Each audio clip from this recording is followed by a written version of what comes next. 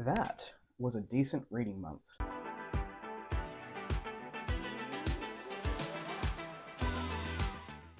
Hello everyone, welcome back to A Fictional Escapist. My name is Kris, and today's video is going to be a bit of a mix-up. It's a bit of a mini book haul and also my wrap-up for July of 2024.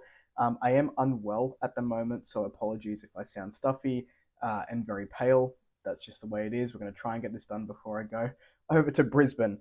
If you do want to go ahead and check the description box down below for links to my social media and Discord, if you want to come along for the ride, they are there as well.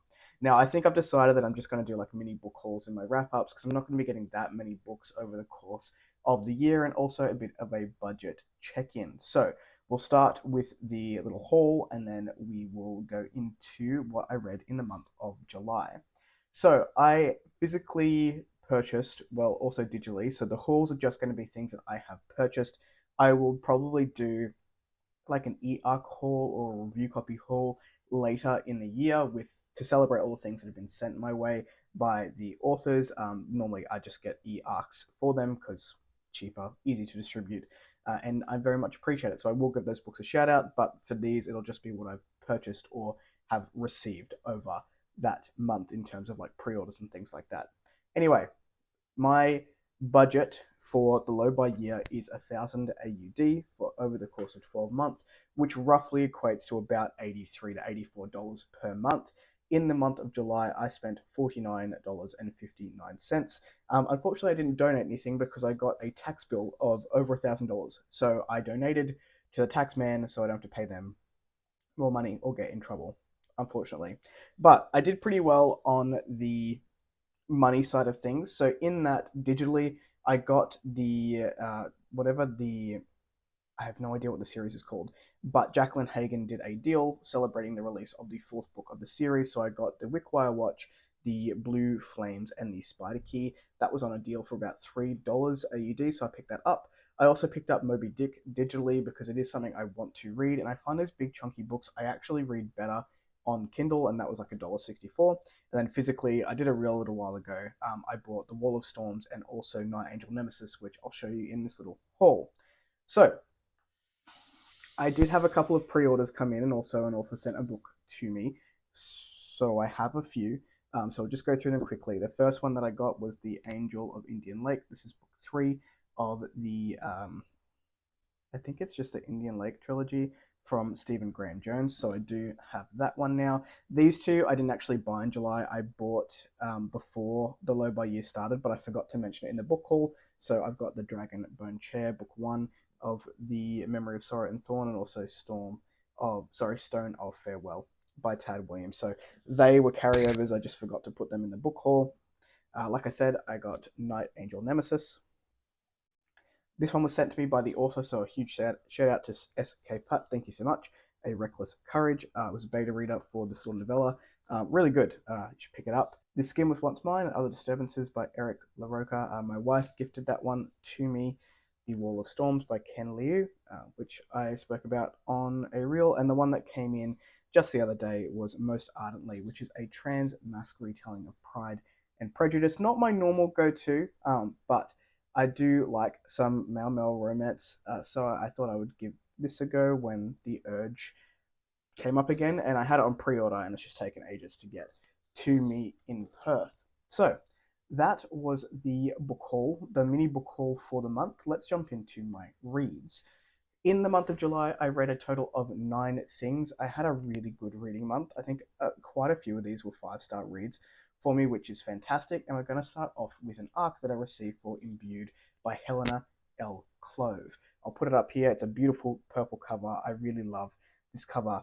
Imbued was such a beautiful tale. There was something about this story which was just magic. It deals with a lot of very hard topics, but the prose was so beautiful, and I am a sucker for purple prose. I love it, and it was poetic from start to finish. In this book, we're following a character called Kala, who has hidden her magic since before she remembers. She basically serves upper classes where she is and focuses so much on keeping her secret and to try and bury that as deep down as she can. She thinks she's pretty safe until a mage hunter turns up in the palace, or I can't quite remember where they were serving, but with the royal family, that she's basically serving for the upper classes. He will basically be able to seek her out, and also has the option of submitting her to many tortures for basically what is a witch hunt. But their stories intertwine, and he ends up teaching her about the magic she's been trying to hide so much. And it's such a beautiful story of self discovery and also trying to control. There's some romance aspects in there, and it, like I said, it does deal with some very heavy topics. What I thought this story did really well, and something that I put in my review, is that Imbued couples the beauty of the world and the brutality of humanity really, really well, and it explores some of those themes like PTSD, anxiety, and building trust with new people that you don't necessarily know. I really loved how Helena L. Clove has treated these topics. It is heavy as you read it, but it doesn't feel heavy because it is packaged in such a beautiful way. So that was the first thing I read, the first arc off the bat, and I had a great time with it. I gave that one a 4 star, I'm pretty sure. The next one that I read was The Bartender Between Worlds by Herman Steuernagel, and this is just a delightful, cozy fantasy about Emma who just wants to be a bartender. So Emma is part of the law enforcement that is responsible for basically capturing witches, but ends up having some magic herself. And the magic that she has really enhances like cocktail making and beverages from bars. It can like pull out flavors. It can turn wine that's basically vinegar back into delicious wine. And it was just such a charming story. This is a portal fantasy. It's in a multiverse. The characters that we're with, we've got a very much a found family vibe in there, and you also get like delightful artwork and drink recipes along the way. I had such a good time with this. I didn't expect to love it as much as I did, being someone who doesn't naturally gravitate towards cozy fantasy, but I had a fantastic time and really want more people to go ahead and check it out. The next thing I read was Samurai Reborn. This is by Jalen Tellis, and this was kindly sent to me by the author. And this is a revenge tale of a samurai who saw his father die and basically wants to seek revenge for his family. This one I had a few issues with, just in terms of like repetition in the prose. It was all very sort of easy and followed a format. If you want to see more thoughts on that one, you can go ahead and check my vlog out because I do more in-depth thoughts with that one there. I then listened to Know My Name by Chanel Miller, which will pop up here, which is probably one of the most important things I've ever read or listened to in my life. In a similar vein, I feel very similarly about this book to Brave by Rose McGowan when she was talking about her experiences with Harvey Weinstein. And this, for Chanel Miller, this is about a sexual assault that happened in a university and she basically took over her life for many, many years and is still ongoing today. It's an exploration of her trauma, her story, and also how the system still fails young women or sexual abuse victims to this day. I can't really say too much about this. It was something that was deeply upsetting as I was reading it, but it's meant to be. I mentioned that there are some times where you just need to shut up and listen, and Chanel's story is one of those times. It was very much a reminder to be a good man for the women in my life and to make sure I'm doing everything that I can to protect the women and speaking up for women in my own life. Like I said, one of the most impactful things that you'll ever read, and a very, very good reminder to just be a decent human being. I then picked up Elegy of a Fragmented Vineyard by Caden Love, and this one again hit me in ways that I did not expect.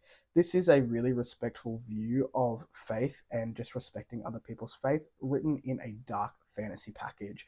This book is dark. We're dealing with organ harvesting of children giving people powers, and then we have basically these factions who either agree with it or don't agree with it, and it's all coming to a head with what I suspect will be an epic war in the next book. It is an introduction book. It's very dark, it's very character focused, and like I said, it does deal with faith in a very respectful way, and in a way that I've not seen before as well, and it really did knock my socks off. So I gave this one a 5 star, one of the few 5 stars that I gave out this month, and I had a really good time with it. This author is definitely one to watch for me, especially dealing with those heavy topics in an entertaining way, but also a way that made me think, and I'm still thinking about it today. The next 5 star read I picked up was Palmer Pickering's Darktown. This book is so fun, and it wasn't as heavy as some of the other books that I've read this month, but the tagline of part cozy, part bloody, all fun is exactly what this book is. This book makes me so happy like genuine feelings of joy. I've just started the beta read of The Swamp, and I've already got those same feelings, and I'm just here for it. If you haven't read a literary RPG novel before, this is a great place to start. It's got those game mechanics in there, but Palmer really has this beautiful way of not only describing where we are, so it's so like visual as you're going through it, not to mention the artwork in this book, but also as an entry point to literary RPGs. It's very easy to follow along with, and there's so much in this book which just, like I said, brought me so much joy. I had a wonderful, wonderful time with it. I will be doing a full review of this one on the channel probably sometime in September once I'm back from travels. The next one I picked up was The Sunset Sovereign by Laura Huey, and this is a charming, cozy novella with, again, just a really like hard-hitting topic. This is about a young warrior who's gone to slay a dragon who they believe is basically terrorizing their town. What happens when this warrior gets there is the dragon goes, hey, do you mind if I actually tell you my story? And we go through centuries of life of this dragon, and we sit there and we get that other side of the story. So what one person deems as a monster isn't all there is, and it's just such a unique view and a unique take on dragons that I've never seen done before. And this is the dragon's memoir of its life, knowing that its life will have to come to an end. It was so hard hitting, it was heartwarming, and just like I said, very, very unique. I then picked up my book of the month, which is The Bloodstones by Tori Tekken. I'll pop it up here. Now, this one I did start reading on audio. I got to 50% of the way and realized my brain was not retaining anything, so I put it down. And then I came back and I reread it physically. And man, I'm so glad I reread this book physically because it packs a punch. This is one of the most intentional books I've ever read, following a couple of different POVs. We have Garen, who I would argue is probably the main POV that we follow, as he goes through training to become a Bruhai, which is an elite specialist force for the king. But there is so much more to this book. I will be doing a full review of this one as well. I still need to articulate my thoughts in a way that doesn't just sound like a jumbled rave review, which it may end up being. One of my favorite things about the Bloodstones was just how many love letters to little subgenres of epic fantasy there were in there. This is dark fantasy, it's military fantasy, it's got, aspects of that grim darkness in there, but it's so epic at the end of the day. It's political fantasy. It basically had a little bit of everything. Tori has built this world which is so full and rich, and you just want to know more about everyone and everything in it, and I was so sucked in to it. I loved the way that we had sort of a second storyline come in at the right point to really build up the foreshadowing of what's going to happen in the future of this series. I could talk about it for a while. I had a fantastic time with the Bloodstones, and like I said, there will be a full review at some point.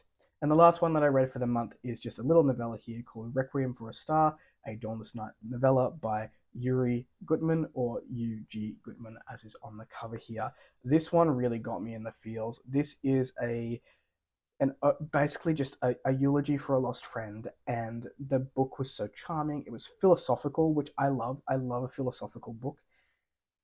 It was about friendship. It was about love, and I just had a really good time. It's very hard to put what this book is in words without giving anything away, but it is very much a look at someone's life and what that person takes for themselves out of the life that they are given, and questioning and wanting to know more and know everything, and loving the little things that we have, and knowing that it's okay to feel sad or to feel angry or to feel grief.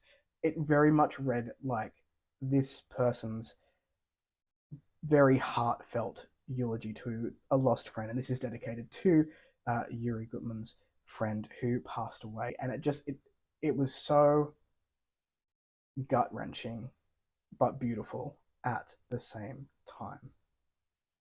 So those are the things that I read in the month of July. I do expect that I will be having a much slower reading month in August, going back to Brisbane and having a few really big reads on the cards for me. But what have you picked up in the month? Let me know your favorites in the comments down below. If you like the content, give one of those. If you want to see more of it, click subscribe at your will, and I will catch you in the next video. Ciao.